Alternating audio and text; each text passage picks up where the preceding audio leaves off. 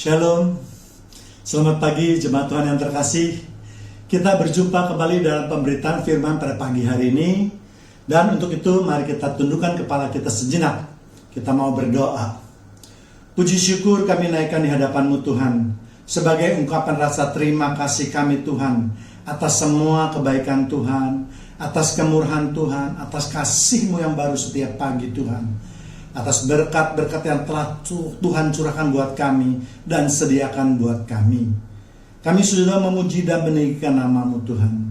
Sekarang saatnya kami mau menyiapkan hati kami sebagai tanah yang subur, agar firman yang ditaburkan dapat tumbuh, berkembang dan berbuah di dalam kehidupan kami. Mari Tuhan, urapi dan lawat kami semua Tuhan. Teristimewa hamba-Mu ini Tuhan, agar kami dapat merasakan hadirat Tuhan. Berfirmanlah Tuhan melalui hamba-Mu yang hina ini Tuhan. Dalam nama Tuhan Yesus Kristus, kami sudah berdoa dan mengucapkan syukur. Mari sama-sama yang siap menerima kebenaran firman Tuhan kita katakan amin. Sekali lagi shalom jemaat Tuhan yang terkasih. Hari ini kita akan mendengarkan firman Tuhan yang saya beri judul Bagaimana Supaya Ditolong Tuhan. Dan ini merupakan firman untuk melengkapi firman-firman yang telah disampaikan sebelumnya. Setiap orang pasti ingin ditolong oleh Tuhan, terutama ketika dalam masa kesesakan, ketika topan mulai datang di dalam kehidupan kita, ketika kita dalam lembah kekelaman dan seterusnya. Namun yang menjadi pertanyaan atau baik menjadi masalah di antara kita adalah bagaimana caranya agar Tuhan mau menolong dalam keadaan seperti itu. Untuk itulah kita harus mengenali Tuhan kita secara baik dan benar, supaya pertolongannya dapat kita rasakan dan kita mengerti. Sebab seringkali pertolongan itu sudah datang, namun kita tidak mengerti akan jalan pikiran Tuhan, sehingga kita menganggap Tuhan tidak atau belum menolong kita. Padahal firman Tuhan mengatakan yang sebaliknya, yaitu di Yesaya 41 ayat 13. Sebab aku ini Tuhan Allahmu, memegang tangan kananmu dan berkata kepadamu, janganlah takut, akulah yang menolong engkau. Dengan berpikir bahwa Tuhan tidak atau belum menolong, maka pertolongan Tuhan yang akan menjadi sia-sia. Karena bisa saja pertolongan itu melalui orang lain, sehingga akhirnya kita berpikir bahwa Tuhan tidak menolong saya atau belum menolong saya. Tetapi yang menolong saya adalah teman saya, saudara saya, tetangga saya, dan seterusnya. Sehingga akhirnya kita menjadi tidak percaya lagi dalam adanya Tuhan. Kalau kita perhatikan di dalam Alkitab, cara Tuhan menolong umatnya itu dengan 1001 cara.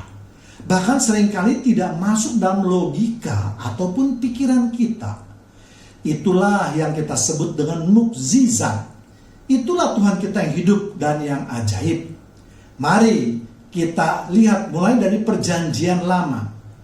Ketika Tuhan menunjukkan Musa sebagai pemimpin bangsa Israel untuk keluar dari tanah Mesir, pertolongan Tuhan kepada bangsa Mesir itu dinyatakan melalui 10 tulah. Pernyataan Tuhan di padang gurun, di mana tiang awan dan tiang api yang selalu menyertai perjalanan mereka di gurun. Juga Tuhan memberikan makanan yang berupa mana dan burung puyuh terhadap hampir 2 juta orang, yang tidak akan mampu dilakukan oleh siapapun juga kecuali Tuhan kita yang hebat. Amin. Demikian juga pertolongan Tuhan kepada Nabi Elia melalui burung gagak. Pertolongan janda di Sarfat melalui tepung dan minyak yang tidak pernah habis untuk membuat roti. Bahkan Nabi Elia juga membangkitkan anak perempuan yang mati. Kemudian pertolongan datang juga dari Nabi Elisa terhadap Naaman yang menderita kusta, yang disembuhkan dengan hanya berendam di sungai Yordan sebanyak 7 kali. Nabi Elisa juga bisa membangkitkan orang mati, yaitu putra dari pasangan suami istri yang sudah tua itu. Padahal tidak setiap nabi diberi karunia untuk membangkitkan orang mati. Pertolongan Tuhan terus berlanjut ketika Saul menghadapi ancaman dari tentara orang Filistin. Tuhan mengirimkan Daud, seorang gembala ternak yang tidak mempunyai pengalaman dalam berperang. Bahkan untuk memakai baju perang pun dia tidak sanggup karena beratnya baju perang tersebut. Demikian juga dengan Daud, dengan pertolongan Tuhan, berhasil mengalahkan banyak musuh-musuhnya, sehingga daerah kekuasaannya begitu luas. Dilanjutkan oleh anaknya Salomo dan seterusnya. Jadi semua tokoh-tokoh di dalam Alkitab tersebut mendapat pertolongan dari Tuhan dengan berbagai cara. Demikian juga dengan dalam perjanjian baru. Ya, ketika Yesus yang menjadi fokus dari isi perjanjian tersebut, banyak sekali menolong orang-orang. Apakah dia mengusir setan seperti dalam kasus di Gerasa, menyembuhkan orang lumpuh, orang tuli, orang timpang, orang buta, orang berpenyakit kusta, bahkan juga membangkitkan orang mati. Demikian juga dengan para rasul yang mendapat kuasa dari Tuhan Yesus, dapat melakukan perbuatan-perbuatan yang ajaib. Dan saya pastikan demikian juga dengan jemaat Tuhan yang terkasih, sudah sering kali pasti mendapatkan pertolongan dari Tuhan. Amin. Jadi berdasarkan hal-hal yang kita baca di dalam Alkitab, maka kiranya semua pertolongan kita itu berasal daripada Tuhan. Jadi ada banyak sekali cara Tuhan untuk menolong kita. Namun karena keterbatasan waktu, kita hanya akan membahasnya dalam beberapa hal saja. Minimal ada 3 hal yang bisa kita lakukan mengenai bagaimana supaya ditolong Tuhan. Yang pertama jelas melalui doa. Ya, hampir semua pertolongan Tuhan itu dimulai dari berdoa. Kita lihat juga di tokoh-tokoh Alkitab. Ya, bahkan termasuk Yesus pun selalu memulai dengan berdoa. Memohon kuasa yang berasal daripada Tuhan. Dan berdasarkan pengalaman hidup itulah, maka umat Kristen menjadikan doa sebagai nafas dalam kehidupannya.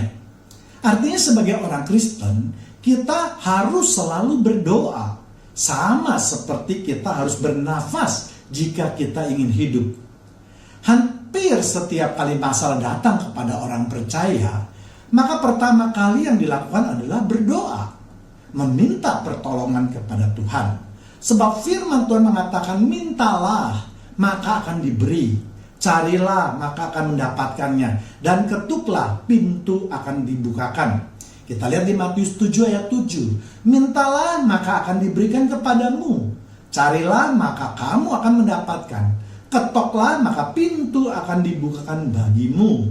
8, karena setiap orang yang meminta menerima, dan setiap orang yang mencari mendapat, dan setiap orang yang mengetuk baginya pintu dibukakan.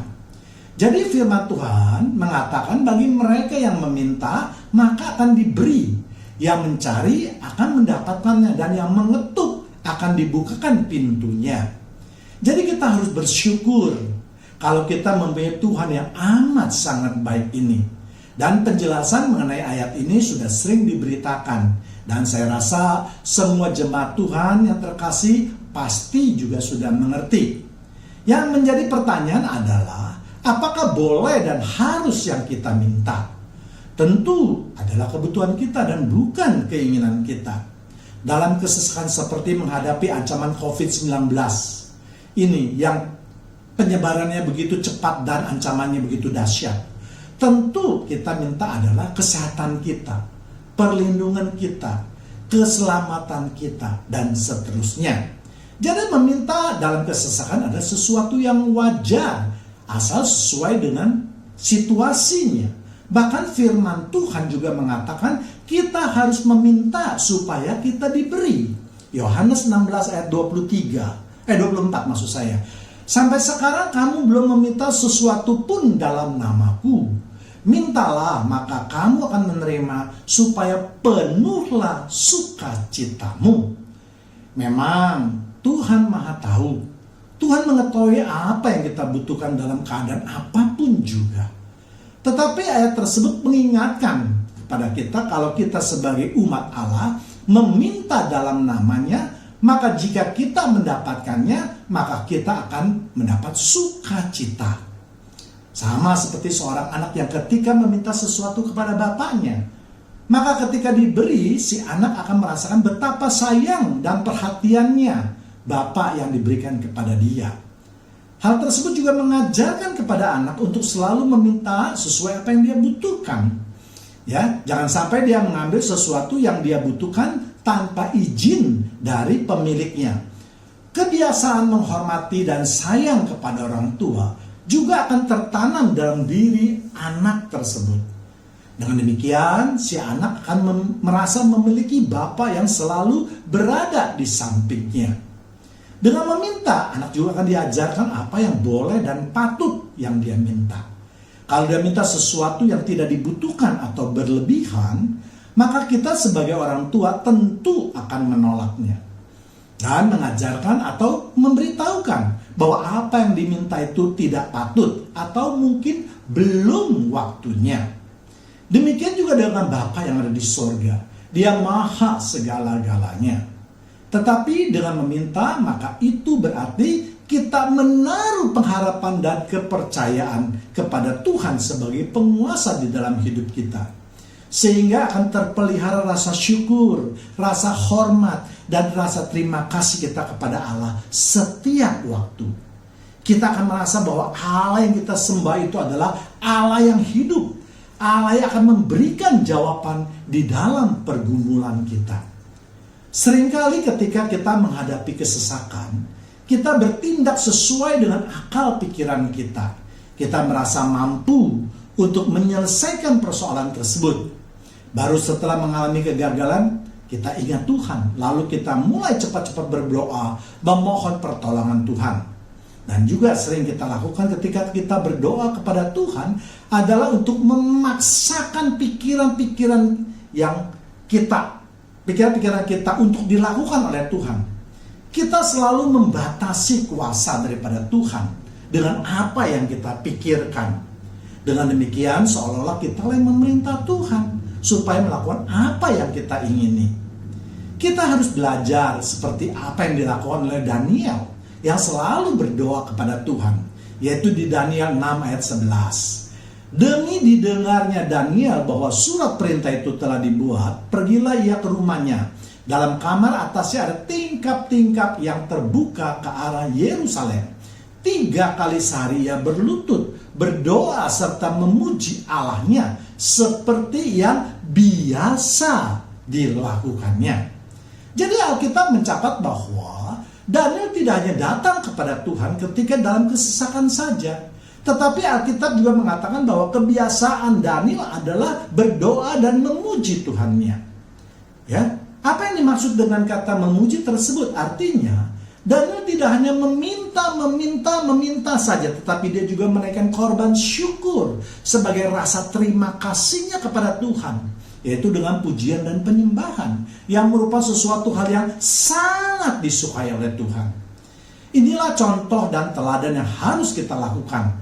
Jangan sampai kita hanya terus meminta-minta lalu kita lupa untuk bersyukur kepada Tuhan. Daniel melakukannya 3 kali sehari. Lalu bagaimana dengan kita? Bahkan Daud memuji Tuhan 7 kali dalam sehari. Di Mazmur 119 ayat 164. 7 kali dalam sehari aku memuji-muji engkau karena hukum-hukummu yang adil. Jadi Alkitab mencatat bahwa Daud memuji Tuhan 7 kali sehari itu bukan karena Daud selalu diberkati oleh Tuhan. Ya, tetapi Daud merasa bahwa firman Tuhan itulah ada adil.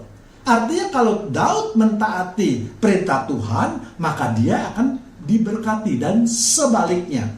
Dan memang kita lihat pada kenyataannya bahwa Daud diberkati dengan kerajaan yang kuat, bahkan juga diteruskan kepada keturunannya. Tetapi Daud dihukum juga ketika dia berselingkuh dengan istri Uria yang bernama Batsheba. Inilah yang akan menjadi contoh dan pedoman di dalam kehidupan kita. Kita harus siap menerima hukuman bila kita berdosa. Untuk itulah maka kita harus menjaga kehidupan kita sesuai dengan kehendak Tuhan. Yang kedua ialah berserah kepada Tuhan.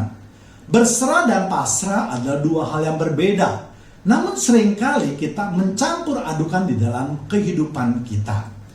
Arti pasrah adalah suatu tindakan yang pasif, di mana kita menyerahkan problema pada kehidupan kita pada situasi tanpa kita mengerjakan sesuatu. Atau dengan kata lain kita membiarkan masalah tersebut berlangsung atau berproses tanpa kita berusaha sedikit pun berusaha untuk mengatasinya.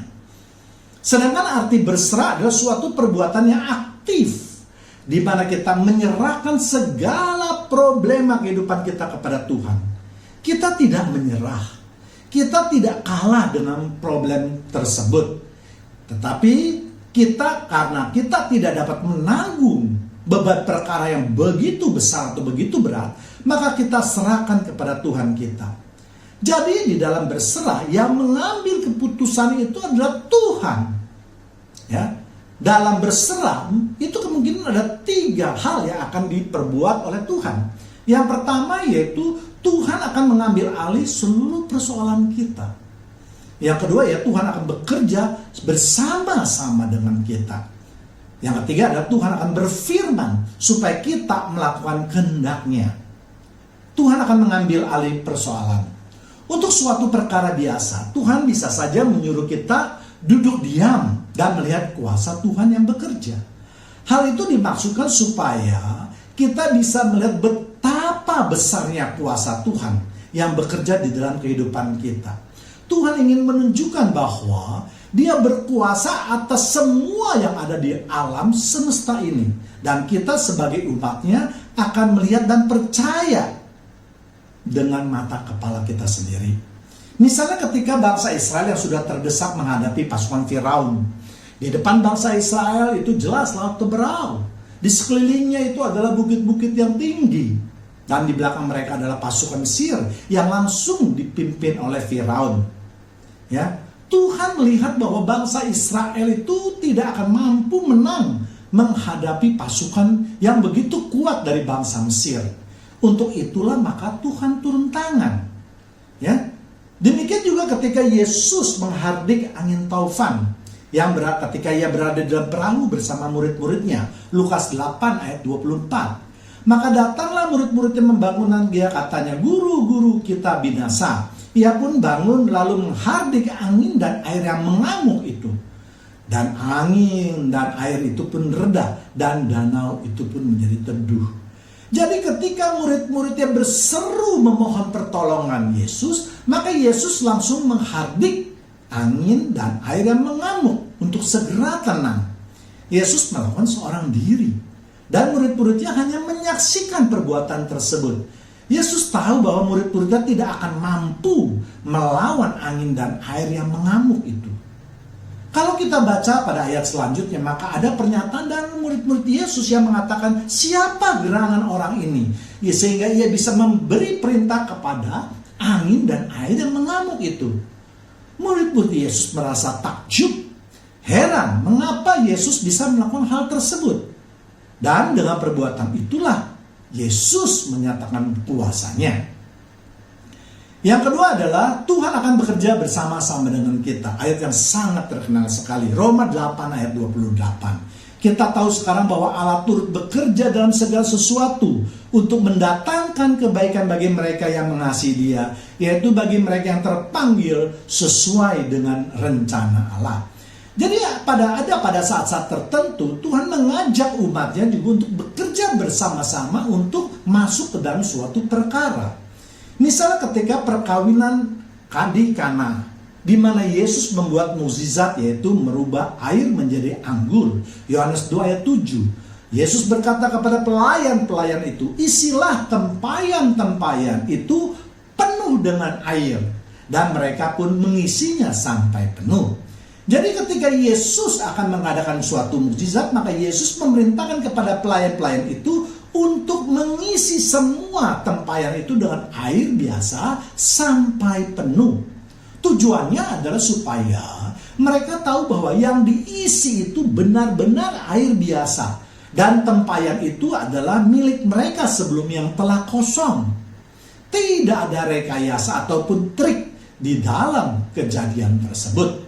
Dengan demikian ketika air itu berubah menjadi anggur, maka mereka percaya bahwa Yesus telah melakukan suatu mukjizat. Ya, mereka akan menjadi saksi dari peristiwa tersebut. Dan kalau kita baca pada ayat 11, maka dikatakan murid-muridnya juga menjadi percaya. Jadi artinya orang-orang yang menyaksikan peristiwa tersebut akan menjadi saksi bagi keajaiban atau mukjizat dari Yesus. Jadi seringkali untuk membuat umatnya percaya, Tuhan juga melakukan suatu perbuatan yang ajaib bersama-sama dengan umatnya. Kemudian yang ketiga yaitu Tuhan akan berfirman supaya kita melakukan kehendaknya. Tidak jarang Tuhan pun berfirman ataupun menggerakkan hati kita sebagai umatnya untuk melakukan suatu perbuatan yang ajaib. Sama seperti Musa yang diperintah untuk memimpin bangsa Israel keluar dari tanah Mesir, atau berfirman kepada Yosua untuk menggantikan Musa memimpin bangsa Israel memasuki tanah Kanaan. Di dalam perjanjian baru, Yesus pun berfirman kepada murid-muridnya untuk mengarahkan jala untuk memperoleh ikan. Yohanes 21 ayat 6. Maka kata Yesus kepada mereka, tebarkanlah jalamu di sebelah perahu, kanan perahu, maka kamu akan peroleh. Lalu mereka menebarkannya dan mereka tidak dapat menariknya lagi karena banyaknya ikan. Jadi ayat tadi menceritakan bahwa murid-murid Yesus ingin menangkap atau menjala ikan. Namun setelah semalaman mereka tidak mendapatkan ikan, siang hari ketika mereka bertemu dengan Yesus, maka Yesus berkata atau memerintahkan kepada mereka untuk menebarkan jalannya di sebelah kanan perahu mereka. Maka mereka akan memperoleh ikan. Jadi memang ketika kita berserah, jangan lalu diartikan kita diam saja. Kita tidak berbuat apapun juga. Tetapi kita terus harus berhubungan, berkomunikasi, melekat kepada Tuhan. Supaya kita bisa mengetahui isi hati Tuhan. Kita harus belajar berserah kepada Tuhan. Memang hal ini jelas tidak mudah. Ya, untuk itulah kita harus belajar menyerahkan segala persoalan kita, baik yang besar maupun yang kecil, agar kita mendapatkan pengalaman hidup bersama dengan Tuhan kita. Berserah kepada Tuhan berarti kita juga tunduk dan sabar menunggu hasilnya. Sebab seringkali kita berharap Tuhan segera menyelesaikan problem atau masalah kita.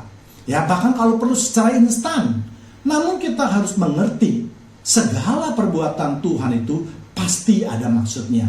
Yang pasti Dia akan membuat semua indah pada waktunya. Bab Khotbah 3 ayat 11a. Ia membuat segala sesuatu indah pada waktunya. Yang ketiga yaitu beriman kepada Tuhan. Beriman artinya kita yakin dan percaya bahwa Tuhan beserta kita. Bahwa Tuhan yang kita sembah berkuasa atas alam semesta ini. Alkitab mencatat arti daripada iman yaitu di Ibrani 11 ayat 1. Iman adalah dari segala sesuatu yang kita harapkan dan bukti dari segala sesuatu yang tidak kita lihat. Jadi kalau kita berdoa dengan iman, artinya kita percaya bahwa apa yang kita mohonkan itu akan kita peroleh atau menjadi kenyataan. Walaupun di saat kita berdoa, kita belum menerima apapun juga. Bahkan tanda-tandanya pun tidak kita lihat. Namun sekali lagi tentu doa yang berkenan di hadapan Tuhan itu harus memenuhi beberapa syarat. Namun jangan juga kita membatasi kuasa Tuhan. Misalnya dengan berpikir, wah, rasanya doa saya itu terlalu tinggi, terlalu mulu. Ya, doa saya itu tidak mungkinlah dikabulkan oleh Tuhan karena yang saya minta terlalu besar. Ya, rasanya doa saya juga tidak masuk akal dan seterusnya. Percayalah bahwa Tuhan mampu melakukan apapun juga. Amsal 3 ayat 5. Percayalah kepada Tuhan dengan segenap hatimu dan janganlah bersandar pada pengertianmu sendiri. Yang menjadi masalah adalah apakah kita layak menerima berkat-berkat Tuhan yang luar biasa itu. Inilah pertanyaan yang perlu kita renungkan. Kalau kita tidak beriman dengan doa kita, maka lebih baik kita jangan berdoa. Sebab firman Tuhan mengatakan di Yakobus 1 ayat 6, hendaklah ia memintanya dalam iman Dan sama sekali jangan bimbang. Sebab orang yang bimbang sama seperti dengan gelombang laut yang diombang-ambingkan kian kemari oleh angin. Jadi firman Tuhan mengatakan kalau kita meminta, hendaklah kita memintanya dengan iman. Sama sekali jangan bimbang. Jadi kalau kita berdoa, maka kita harus kuatkan hati dan pikiran kita. Apa yang kita minta adalah apa yang kita butuhkan pada saat dalam kesusahan itu. Sehingga dengan demikian kita bisa membuang semua rasa kebimbangan kita. Jangan sekali-sekali kita meragukan kuasa Tuhan. Lukas 1 ayat 45. Dan berbahagialah ia yang telah percaya, sebab apa yang dikatakan kepada dari Tuhan akan terlaksana. Misalnya dalam situasi pandemi ini, kita harus yakin bahwa kita meminta perlindungan kepada Tuhan.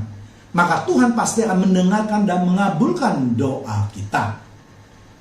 Ya, jangan kita ragu sedikit pun misalnya dengan mengatakan atau berpikir apakah kita bisa diselamatkan. Sedangkan saat ini banyak sekali hamba Tuhan maupun dokter yang telah dipanggil oleh Tuhan. Pikiran-pikiran manusia inilah yang biasa menyebabkan kuasa Tuhan tidak bekerja dengan sempurna. Matius 13 ayat 57-58. Lalu mereka kecewa dan menolak dia. Maka Yesus berkata kepada mereka, seorang nabi dihormati di mana-mana, kecuali di tempat asalnya sendiri dan di rumahnya. 58. Karena ketidakpercayaan mereka tidak banyak, maka tidak banyak mukjizat diadakan di situ. Yesus sudah memberikan contoh dan dengan mengingatkan kita bahwa sesuatu mukjizat itu tidak dapat dinyatakan bukan karena kuasa Tuhan yang kurang, tetapi karena ketidakpercayaan dari orang yang menerimanya. Demikian juga dengan doa kita. Kita harus beriman kepada Tuhan agar doa kita bisa dikabulkan.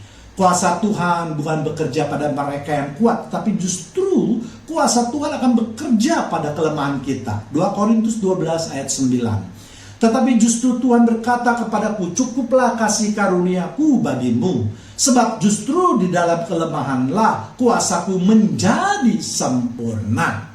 Sebab itu terlebih suka aku bermegah atas kelemahanku, supaya kuasa Kristus turun menaungiku.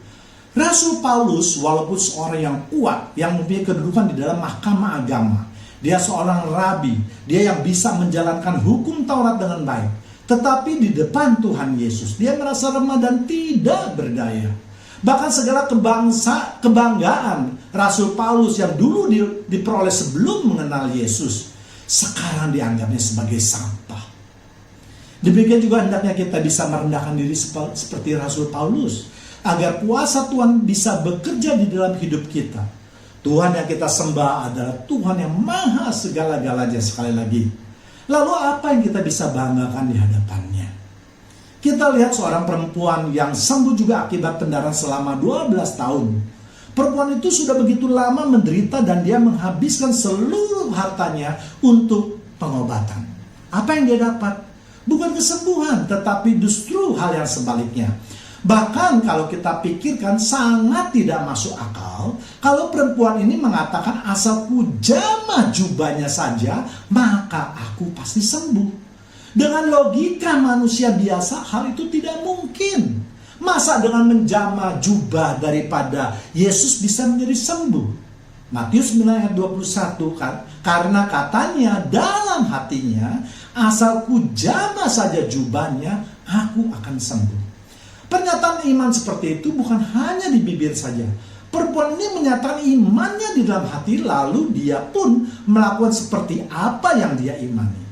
Perempuan itu tahu bahwa kuasa Tuhan dapat terjadi bukan karena perbuatan daripada si pembuat kuasa saja, tetapi justru terpenting adalah perbuatan yang menerima kuasa tersebut. Karena Tuhan adalah sumber dari segala-galanya.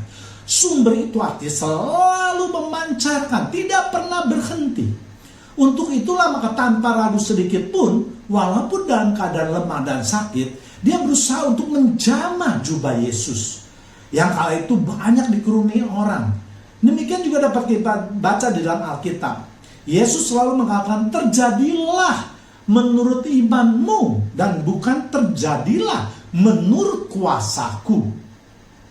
Sebab kuasa Tuhan tentu tidak usah diragukan lagi. Tetapi iman penerima kuasa itulah yang patut dipertanyakan. Kalau mereka hanya di bibir saja, maka kuasa yang terjadi pun hanya sebagai pernyataan mereka saja. Atau dengan perkataan lain, kalau mereka hanya mengucapkan di bibir saja, maka kuasa atau kesembuhan itu tidak akan terjadi. Dan sebaliknya kalau mereka mengimani dengan sungguh-sungguh percaya bahwa Yesus sanggup melakukan apapun juga, maka mereka akan menerima kesembuhan atau mukjizat. Menurut pikiran kita atau kebiasaan seharusnya dia datang kepada Yesus, ya kan, bersujud, memohon kepada Yesus untuk disembuhkan. Lalu Yesus mungkin menumpangkan tangannya dan berdoa, maka itu baru bisa sembuh. Tetapi namun apa yang kita lihat, ternyata apa yang dia imani itu menjadi kenyataan. Sekali lagi, jangan kita membatasi kuasa Tuhan kita. Ayub 5 ayat 9. Ia melakukan perbuatan-perbuatan yang besar dan tidak terduga, serta keajaiban-keajaiban yang tak terbilang banyaknya. Semua apa yang kita pikirkan dengan logika kita adalah bagian yang harus kita kerjakan. Sedangkan bagian Tuhan adalah apa yang tidak mungkin dapat kita pikirkan, apalagi kita lakukan.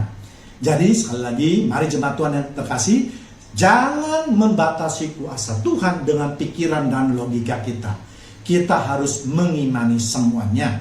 Dari pengalaman hiduplah akan timbul iman yang baik. Memang iman tidak mungkin dapat diberi, namun harus didapatkan dari pergumulan dan pengalaman hidup. Untuk itulah jangan merasa bersedih kalau kita masuk di dalam suatu lembah kekelaman. Yang terpenting adalah jangan hal itu disebabkan oleh karena kita jatuh ke dalam dosa. Kita harus memohon kekuatan yang berasal daripada Roh Kudus. Inilah pemberitaan Tuhan pada pagi hari ini yang dapat saya sampaikan. Sebelum mengakhiri pemberitaan firman Tuhan, saya rindu untuk mengajar jemaat Tuhan yang terkasih untuk menaikkan korban syukur kita pada pagi hari ini. Tuhan selalu menolongku.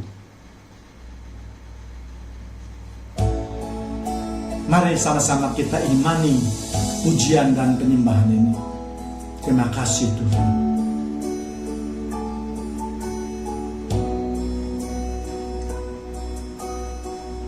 Musim selalu akan berganti, kasih Tuhan tetap abadi, tak akan berubah sampai selamanya. Ku tetap percaya, ku yakin Tuhan memberkati,